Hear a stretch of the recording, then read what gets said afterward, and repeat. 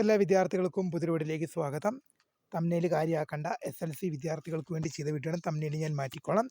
A+, B+, C+, D+ എല്ലാം നിങ്ങളുടെ result വരുമ്പോൾ നിങ്ങൾക്ക് ഗ്രേഡ് മാത്രമേ കാണാൻ സാധിക്കുകയുള്ളൂ.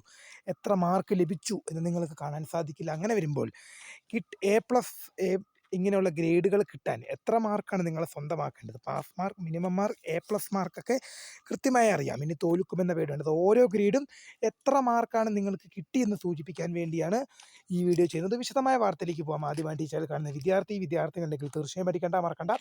സബ്സ്ക്രൈബ് ചെയ്ത് കൂടെ പറയാൻ പ്രത്യേകം ശ്രദ്ധിക്കുക. സബ്സ്ക്രൈബ് ചെയ്തതിനൊപ്പം നോട്ടിഫിക്കേഷൻ ബെല്ലുകൾ ഓൾ ഓപ്ഷൻ എനേബിൾ ചെയ്യുക. ചാനലിലെ വീഡിയോസ് നിങ്ങൾക്ക് ഉപകാരപ്രദമായി തോന്നുന്നുണ്ടെങ്കിൽ മാത്രം തീർച്ചയായും ലൈക്കും കൂടി ചെയ്യുക. അതുപോലെ തന്നെ നിങ്ങളുടെ സുഹൃത്തുക്കളിലേക്ക് ഷെയർ ചെയ്ത് കൊടുക്കാനും കൂടി പ്രത്യേകം ശ്രദ്ധിക്കുക. അതുപോലെ തന്നെ നമ്മുടെ ചാനലിൻ്റെ വാട്സപ്പ് ഗ്രൂപ്പിൽ ജോയിൻ ചെയ്യാനുള്ള ലിങ്ക് നിങ്ങൾക്ക് വീഡിയോയ്ക്ക് തന്നെ ഡിസ്ക്രിപ്ഷൻ ബോക്സിൽ നൽകുന്നതായിരിക്കും. അപ്പോൾ നമുക്ക് നേരെ വീഡിയോയിലേക്ക് തന്നെ കിടക്കാം.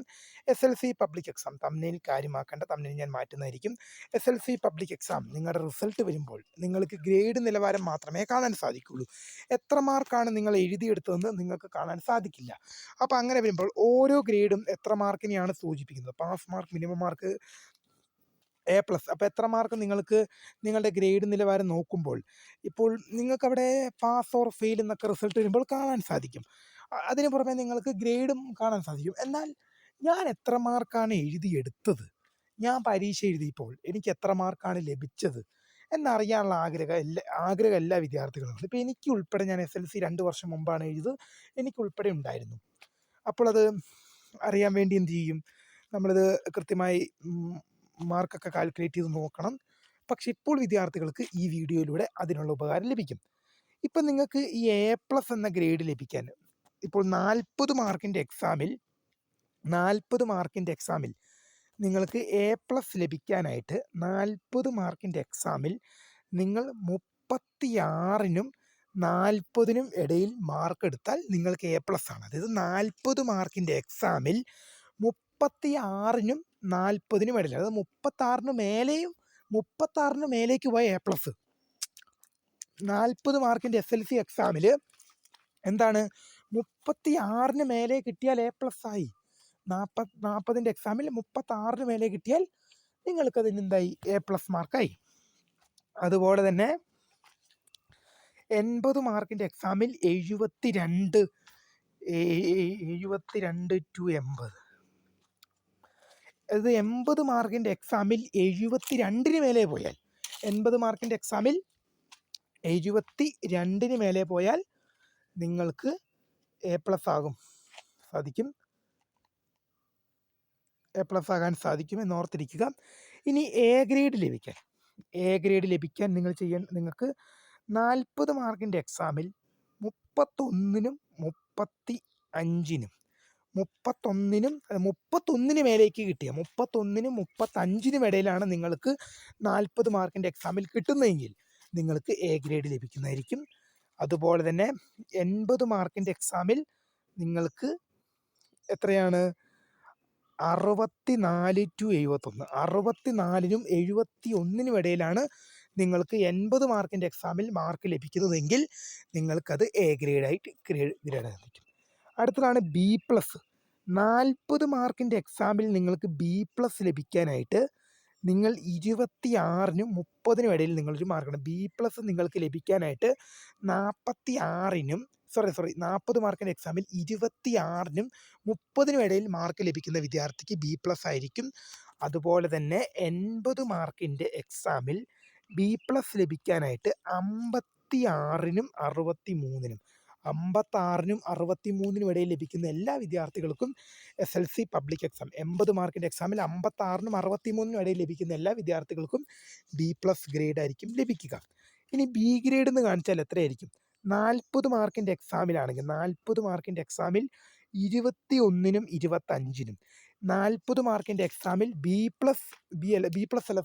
ഗ്രേഡ് 40 മാർക്കിൻ്റെ എക്സാമിൽ B ഗ്രേഡ് ലഭിക്കാനായിട്ട് 21നും 25നും ഇടയിലൊരു മാർക്ക് സ്കോർ ചെയ്യണം. 21നും 25നും ഇടയിലാണ് സ്കോർ ചെയ്യേണ്ടത്. അതുപോലെ തന്നെ 80 മാർക്കിൻ്റെ എക്സാമിൽ 48 55 48നും 55നും ഇടയിൽ മാർക്ക് സ്കോർ ചെയ്താലാണ് നിങ്ങൾക്ക് ബി ഗ്രേഡ് ലഭിക്കുക. 48നും 55നും ഇടയിൽ സ്കോർ ചെയ്യണം. ഇനി സി പ്ലസ് ഗ്രേഡ് ലഭിക്കാനായിട്ട് 40 മാർക്കിൻ്റെ എക്സാമിൽ ഒരു വിദ്യാർത്ഥി 16നും 20നും ഇടയിൽ മാർക്ക് സ്കോർ ചെയ്യണം. 16നും 20നും ഇടയിൽ മാർക്ക് സ്കോർ ചെയ്യുന്ന ഒരു വിദ്യാർത്ഥിക്കാണ് സി പ്ലസ് ഗ്രേഡ്. 40 മാർക്കിൻ്റെ എക്സാമിൽ 16നും 20നും സ്കോർ ചെയ്യണം. 40 മാർക്കിൻ്റെ എക്സാമിൽ 16നും 20നും ഇടയിൽ സ്കോർ ചെയ്യണം. ഒന്നുകൂടെ പറയാം, 40 മാർക്കിൻ്റെ റിട്ടേൺ എക്സാമിൽ 16നും 20നും ഇടയിൽ സ്കോർ ചെയ്യുന്ന ഒരു വിദ്യാർത്ഥിക്കാണ് സി പ്ലസ് ലഭിക്കുക. അതുപോലെ തന്നെ 80 മാർക്കിൻ്റെ എക്സാമിൽ 40നും 47നും ഇടയിൽ ലഭിക്കുന്ന ഒരു വിദ്യാർത്ഥിക്കായിരിക്കും 80 മാർക്കിൻ്റെ എക്സാമിൽ സി പ്ലസ് ഗ്രേഡ് ലഭിക്കുക. ഇനി സി ഗ്രേഡിൻ്റെ കാര്യത്തിലേക്ക് വരുമ്പോൾ 40 മാർക്കിൻ്റെ എക്സാമിൽ 11 to 15 11 to 15 നിങ്ങൾക്ക് സി ഗ്രേഡ് ലഭിക്കാൻ. 40 മാർക്കിൻ്റെ SLC എക്സാമിൽ സി ഗ്രേഡ് ലഭിക്കാൻ നിങ്ങൾക്ക് 11 to 15 ഇടയിൽ മാർക്ക് കിട്ടുന്ന വിദ്യാർത്ഥിക്ക് സി ഗ്രേഡ് ആയിരിക്കും 11 to 15.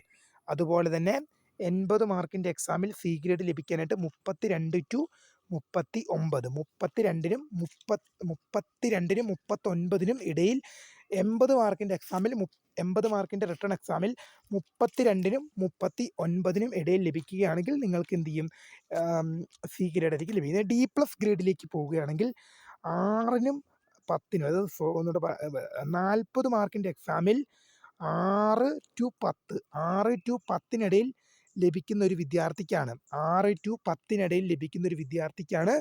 40 മാർക്കിൻ്റെ എക്സാമിൽ ഡി പ്ലസ് ഗ്രേഡ് ലഭിക്കുക. ഡി പ്ലസ് ഗ്രേഡിനാണ് 6 to 10 മാർക്ക് എന്ന് പറയുന്നത് 40 മാർക്കിൻ്റെ എക്സാമിൽ. അതുപോലെ തന്നെ 80 മാർക്കിൻ്റെ എക്സാമിൽ ഡി പ്ലസ് ഗ്രേഡ് ലഭിക്കാൻ 24നും 31നും ഇടയിൽ ലഭിക്കുന്ന വിദ്യാർത്ഥിക്ക് ഡി പ്ലസ് ഗ്രേഡ് 80 മാർക്കിൻ്റെ എക്സാമിൽ 24നും 31നും ഇടയിൽ ലഭിക്കുന്ന ഒരു വിദ്യാർത്ഥിക്ക് ഡി പ്ലസ് ഗ്രേഡ് ലഭിക്കും. ഇനി ഡി ഗ്രേഡ് എന്ത് ചെയ്യും? 40 മാർക്കിൻ്റെ എക്സാമിൽ 2നും 5നും ഇടയിൽ മാർക്ക് ലഭിക്കുന്ന വിദ്യാർത്ഥിക്ക് ഡി ഗ്രേഡാണ്. 40 മാർക്കിൻ്റെ എക്സാമിൽ 2നും 5നും ഇടയിൽ മാർക്ക് ലഭിക്കുന്ന വിദ്യാർത്ഥിക്ക് ഡി ഗ്രേഡാണ്. അതുപോലെ തന്നെ 80 മാർക്കിൻ്റെ എക്സാമിൽ 16